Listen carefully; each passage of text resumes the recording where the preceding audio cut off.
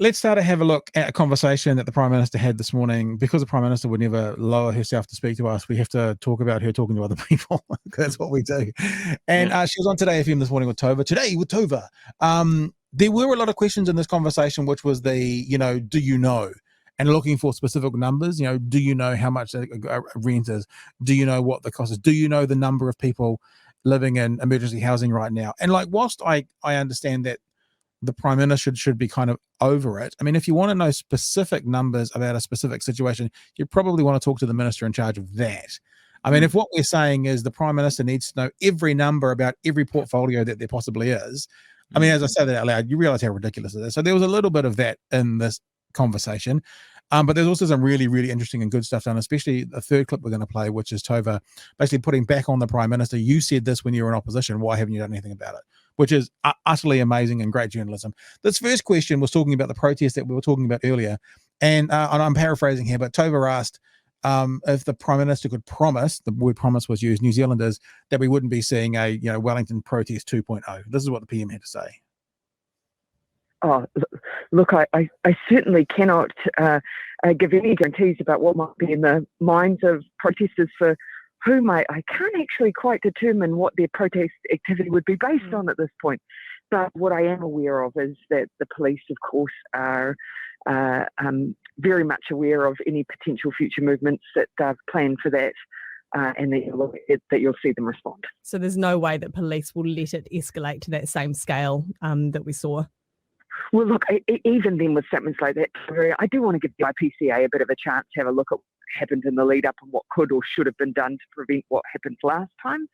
But on this occasion, certainly they've got full awareness. There was a bit of activity yesterday and the police were there in full response. Now, just so people are clear as to why that pushback was, Tova said, what Tova was implying is that the police allowed the last lot to escalate. And so she was saying the police wouldn't allow it to escalate. So the Prime Minister's pushback was saying, well, let's not actually state that the police allowed the last one. Let's wait for the IPCA to look at that. Now, whether that's a fair or not question, I don't know. But that was for clarity what the pushback the PM was giving to Tova. Anything on that, George, before we play the next clip? No, let's move on to the next one.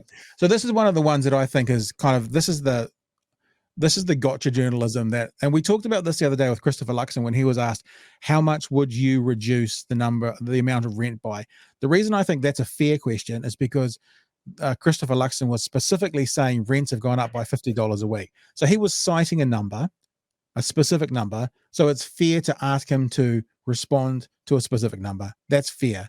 When you say to the Prime Minister, how much is too much to be paying for a 1 to 2 bedroom household in Wellington?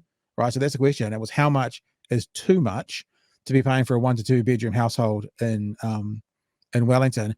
Of course, my obvious answer is, well, what kind of household? Is it a 2 bedroom apartment, a penthouse apartment sitting on Cuba Street with the best furnishings and fittings in the city, or is it a 1 bedroom, up past Kapiti Coast, shack, basically a converted garage at the back of someone's house? So how much would it be too much to pay for that apartment? $1 million a week. I don't know. How much would it be too much to pay for the 1 bedroom, converted garage? Maybe $300 a week would be too much. I don't know. So I don't like these kinds of questions that are appearing to me to look at trapping the person when because there is no answer to this question because of what I've just spelled out. How much is too much to be paying for a 1 to 2 bedroom house in Wellington? Well, you give me all the specifics from, QV of what that 1 to 2 bedroom household is, and I'll give you my opinion on what I think is too much. But as a blanket statement, I don't like this kind of questioning. Anyway, that was the question that was asked, and the PM responded. Well, look, I know Wellington, even relative to Auckland, we have seen significant pressure in this housing market. Tova, Wellington well. It's got really constrained supply. This has been a problem that Wellington's experienced in cycles before. But if you look at Auckland, the difference is over the past year, when you look at the rental data, the rent increases have been under 3%. So that tells you that this is a supply problem. And so in Wellington and in this region, that's why we have to keep building more houses. That was the conversation. That was the answer to the question. So obviously the question wasn't addressed. And the reason the question wasn't addressed is it's unaddressable. Yeah, last question, some brilliant work done by Tova in this conversation because she brings up a tweet made by the Prime Minister. I'm actually going to play the question in this one as well, so I won't set it up too much. She brings up a tweet made by the Prime Minister in 2017 when she was in opposition, and then challenges her because she's the Prime Minister now, and why hasn't she done anything about it? I should add, this is at the end of a 4 or 5 minute interaction between the two of them about children in emergency housing. In cars and primarily in motels as well. So this is at the end of a 3 to 5 minute conversation between the two of them about children in particular, but children's and families in emergency housing. Right, that's what prompted this question by Tova at the end.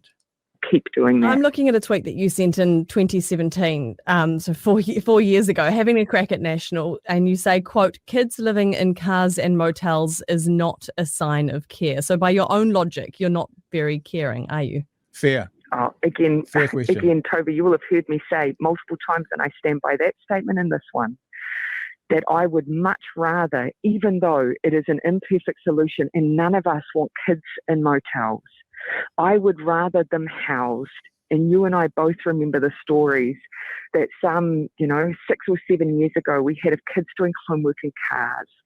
Of course, we want permanent housing solutions. Now we've got That's why kids we're doing building homework in motels with no again, safe place to stay beyond that. And in some and again, Tova, even in those situations, oftentimes we have taken the steps to, for instance, find the facilities that are most suitable, that have the facilities for families to be safe in, contracted the entire facility, put in social workers and wraparound support. Gosh, but some and of the even though stories those out are of those imperfect emergency solutions, motels, work though, very hard to make them safer than what some families have been in. That's to me, that's the best. I mean, you're a tutor in journalism, George, but that's the best. That's amazing kind of journalism there, because it's basically saying these were your words when you had no power. Now that you have power, why the fuck haven't you done something about it? Which is, I think, is exactly the kind of thing that all our journalists should be doing, rather than how much is too much for a 1-bedroom house. Like, I don't care about that. But this is what you criticize the last government on. You've been in now for whatever it is, 4 years. Why haven't you sorted it out yet? Great. I love that. It's fantastic. Yeah. I mean, the two things are sort of like related. You could sort of see it with the Christopher Luxon one, where he was asked what % of your income is a good amount. You can see that they're sort of trying to, for housing cost, for rent. You can see they're sort of trying to get him to make a statement so that in a few weeks or years or whatever, they can always hold him to it. But I guess that's the function of politicians, right? Is that their business, as it were, is, hopefully making policy that helps the country and its citizens, but also making promises and getting held to those promises. And if they don't, well, they should go.